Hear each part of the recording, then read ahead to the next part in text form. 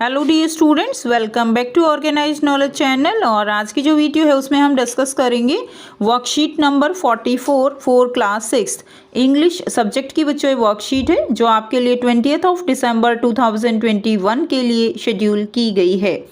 Now let's start. आज भी हमारा जो लेसन है बेटा फेयर प्ले वो कंटिन्यू करेंगे हम। अगर बेटा अभी तक आपने चैनल को सब्सक्राइब नहीं किया है तो चैनल को सब्सक्राइब कर लें और बेल आइकन भी प्रेस कर लें ताकि आप बच्चों को हर वीडियो की नोटिफिकेशन मिलती रहे। So let's continue our story. तो हम अपनी स्टोरी को कंटिन्यू करेंगे। लास्ट वर्कशीट में हमने क्या पढ़ा था कि जो अलगू चौधरी है उसको आंट ने उनको जो है हेड पंच नॉमिनेट किया है और इससे जो जुम्मन है वो मन ही मन में बहुत खुश हो रहा है कि उसने उसके फ्रेंड को ही जो है हेड पंच सेलेक्ट कर लिया है। तो वो बहुत खुश हो रहा है कि वो जो है मेरी ही साइड जो है वो लेगा। और इस तरह से आंट जो है वो अपना केस पूरे जो पंच हैं जो पंचायत है बेटा उनके सामने रखती हैं। अब हम आगे कंटिन्यू करेंगे उसके बाद क्या होता है। Read the story and choose the correct option. तो हमें स्टोरी रीड करनी है और साथ में कुछ ऑप्शंस गिवन है जो आपको यहाँ पर करने हैं। So Jumman was cross examined by Alagu and others. तो बेटा Jumman was crossed by Alagu and others. Alagu जो है जो अब हेड पंच है उसने जुम्मन से क्रॉस एग्जामिन किया, यानी उससे उसने सारी बातें पूछी, क्रॉस क्वेश्चन किए जो अलगू है और जो दूसरे पंच हैं उन सब ने। उसके बाद क्या हुआ, we have gone into the matter carefully. In our opinion Jumman must pay his aunt a monthly allowance or else the property goes back to हर।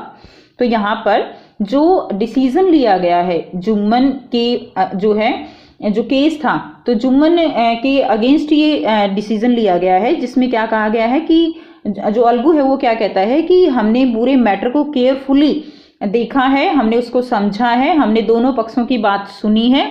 अब हमारे ओपिनियन से in our opinion Jumman must pay his aunt a monthly allowance. Jumman को अपनी aunty को monthly allowance पे करना चाहिए और as the property goes back to her, या उसकी प्रॉपर्टी उनको वापस दे देनी चाहिए।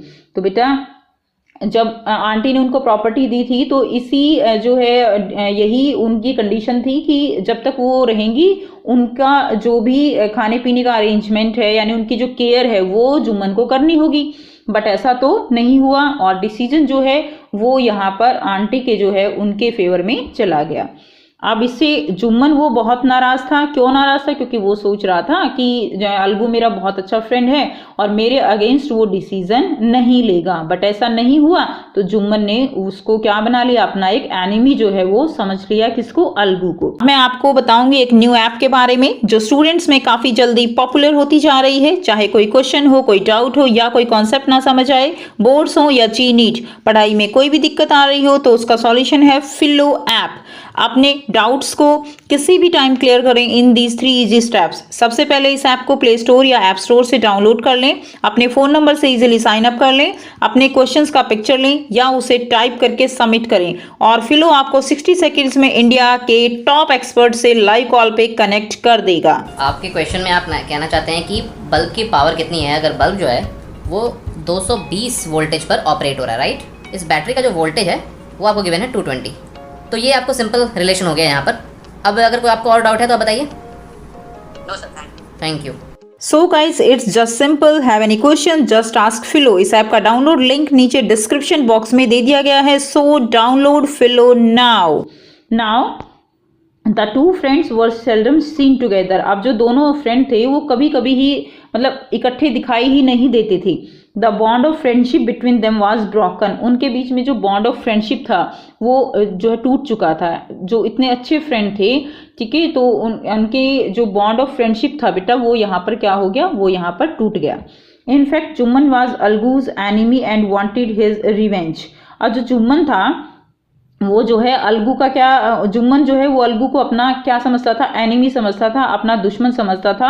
एंड वांटेड हिज रिवेंज, और उससे अपना बदला तक लेना चाहता था।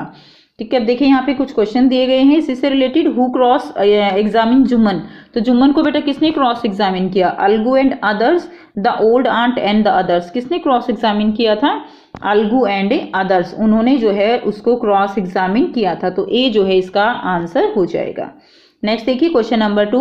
What was the decision of the panchayat. तो पंचायत का डिसीजन क्या था? Jumman must pay a monthly allowance or else the property goes back to her. तो ये था कि जुम्मन जो है वो मंथली अलाउंस देगा आंटी को, और नहीं तो प्रॉपर्टी जो है वो उनको वापस दी जाएगी। या ये था Jumman should not support his aunt, Jumman जो है वो अपनी आंटी को सपोर्ट नहीं करेगा, ठीक है, उनको नहीं करना चाहिए, या जुम्मन के फेवर में था या जुम्मन के अगेंस्ट था।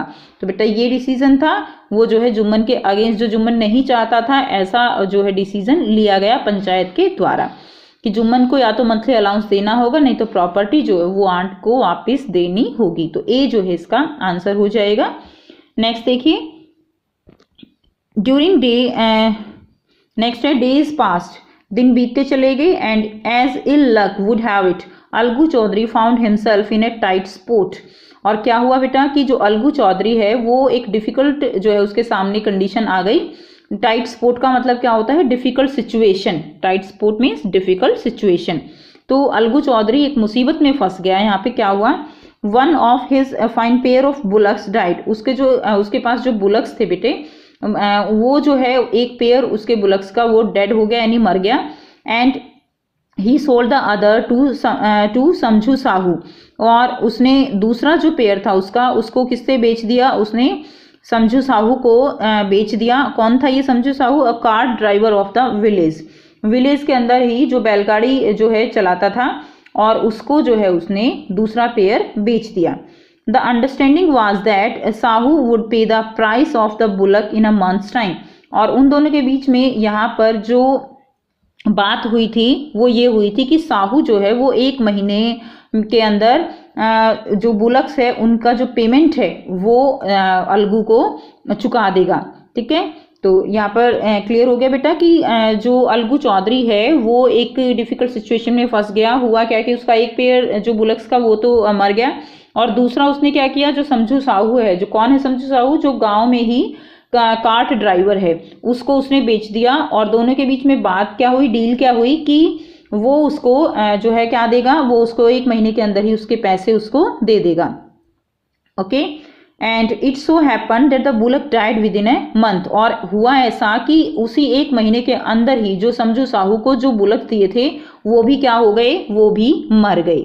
उसके बाद क्या हुआ, सेवरल मंथ्स आफ्टर, काफ़ी जो है कई महीनों के बाद, after the bullocks death, bullocks मरने के बाद, Algu reminded Sahu of the money. Algu ने जो है साहू को मनी रिमाइंड करवाए, उसने उसको अपने पैसे याद दिलवाए कि उसको उसके पैसे देने हैं। He had not yet paid but Sahu got very annoyed, कि अलगू ने साहू को अपने पैसे याद दिलवाए जो उसको देने थे, लेकिन इस पर साहू ने पैसे देने की बजाय क्या हुआ, उस पर बहुत ज़्यादा उसने गुस्सा किया, उसके ऊपर वो बहुत ज़्यादा नाराज़ हुआ, यानी उसने एक तरह से पैसे देने से मना कर दिया। नाउ अब देखिए बेटे यहाँ पे फिर से इसी जो पार्ट है आपका स्टोरी का, इसी से रिलेटेड कुछ क्वेश्चंस दिए गए हैं।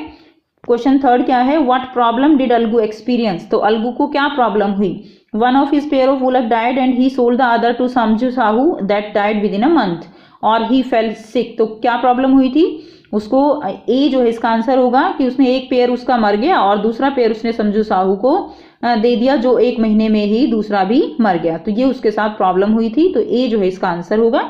नेक्स्ट देखिए क्वेश्चन नंबर 4, हु वाज समझू साहू, कौन था समझू साहू, वॉशरमैन था या एक car driver of the village में जो है वो कार ड्राइवर था। तो बेटा वो कार ड्राइवर था, हमने पढ़ा एक car driver of the village, तो ये इसका आंसर हो जाएगा। क्वेश्चन 4 का बी आंसर होगा और क्वेश्चन 3 का ए आंसर होगा।